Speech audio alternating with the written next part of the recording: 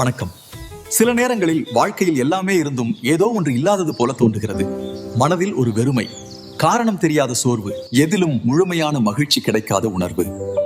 நாம் எங்கு செல்கிறோம், ஏன் வாழ்கிறோம் என்ற பல கேள்விகள் உள்ளே எழுகின்றன. பலரின் வாழ்க்கையிலும் ஏதோ ஒரு கட்டத்தில் இந்த வெறுமை உணர்வு வரத்தான் செய்கின்றது. அதை பற்றித்தான் இன்று பார்க்க போகிறோம்.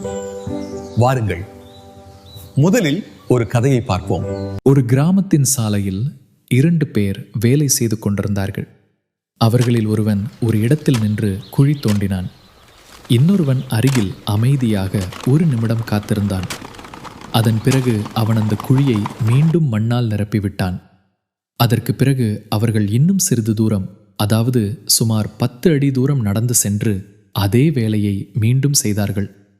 ஒருவன் குழி தோண்டுகிறான், இன்னொருவன் காத்திருந்துவிட்டு 1 நிமிடத்தின் பின்னர் அந்த குழியை மீண்டும் மூடுகிறான். இப்படியே அவர்கள் காலை நேரம் முழுவதும் தொடர்ந்து செய்து கொண்டே இருந்தார்கள். அதனை ஒரு மனிதன் தூரத்திலிருந்து கவனித்துக் கொண்டிருந்தான். இதை பார்த்து அவனுக்கு மிகுந்த ஆச்சரியம் மற்றும் எரிச்சல் வந்தது. இறுதியில் அவன் தாங்க முடியாமல் அவர்களிடம் வந்து, "நீங்கள் என்ன பைத்தியமா? நீங்கள் என்ன செய்கிறீர்கள்?" என கேட்டான். அதற்கு அந்த இருவரும் மிகவும் அமைதியாக, "நாங்கள் அரசு வனத்துறையில் வேலை பார்க்கிறோம். நாங்கள் 3 பேர் ஒரு குழுவாக வேலை செய்கிறோம். என்னுடைய வேலை குழி தோண்டுவது, இவரது வேலை அந்த குழியை மூடுவது, மற்றும் வேறு ஒருவருடைய வேலை அந்த குழியில் மரம் நடுவது.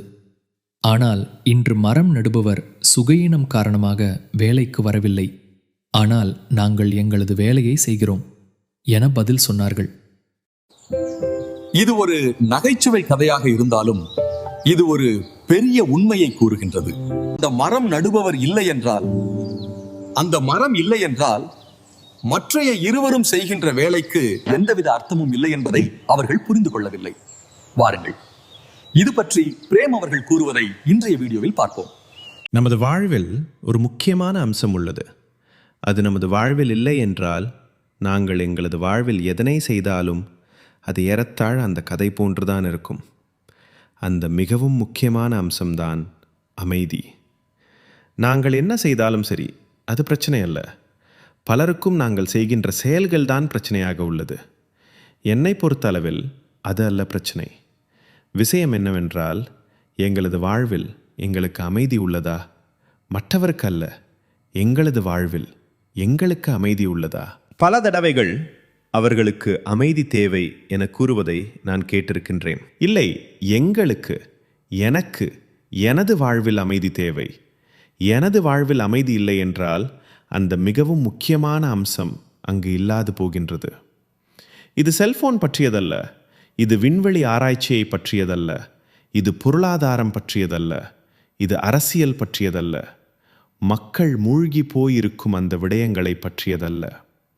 கேள்வி என்னவென்றால், நீங்கள் இந்த பூமியில் மிகவும் ஒரு குறிப்பிட்ட காலத்திற்கே வாழ்கின்ற ஒரு மனிதனாக உங்களது வாழ்வில் அமைதி நிலவுகின்றதா? எண்ணி பாருங்கள். ஒரு கிட்டார் இருக்கின்றது. தங்கத்தாலான சுருதி கட்டைகள் உள்ளன. மிகவும் உயர்தர மரத்தினாலே செய்யப்பட்டது. ஆனால் அதிலே கம்பிகள் இல்லை. அப்படியென்றால் அந்த கிட்டாரை கொண்டு உங்களால் என்ன செய்ய முடியும்? அதனை மேளம் போல அடிக்கலாம், அல்லது யாரையாவது அந்த கிட்டார்னாலே அடிக்கலாம். ஒரு மேசை போல அதனை பாவிக்கலாம். வேறு என்னவோ எல்லாம் செய்யலாம். அந்த கிட்டாரை கொண்டு உங்களால் எத்தனையோ விஷயங்களை செய்ய முடியும். ஆனால் ஒரு விஷயத்தை உங்களால் செய்ய முடியாது. அது என்ன தெரியுமா? அந்த கிட்டாரை வாசிக்க முடியாது. அந்த கம்பிகள் இல்லை என்றால் உங்களாலே அதை வாசிக்க முடியாது.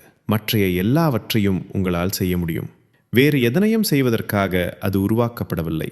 ஆனால் இசை மீட்பதற்காகத்தான் அந்த கிட்டார் உருவாக்கப்பட்டது. அதே போன்றுதான் அமைதி இல்லாமல் நாங்கள் மற்ற எல்லா விடயங்களையும் செய்ய முடியும். ஆனால் ஒரு விதத்தில் பார்த்தால் அதற்காகத்தான் நாங்கள் படைக்கப்பட்டோமா? மற்றைய விடயங்கள் எல்லாவற்றையும் செய்வதற்காகத்தான் நாங்கள் இங்கே இருக்கிறோமா? அமைதியை அனுபவிப்பதுதான் எங்களுடைய ஆற்றல், இல்லையா? இவை திரு பிரேம் ராவத் அவர்களது உரைகளிலிருந்து தேர்ந்தெடுக்கப்பட்டவை ஆகும். பிரேம் ராவத் மற்றும் அவர் வழங்கும் செய்தி பற்றி மேலும் அறிந்து கொள்ள www.premrawat.com எனும் இணையதளத்தை பார்வையிடவும்.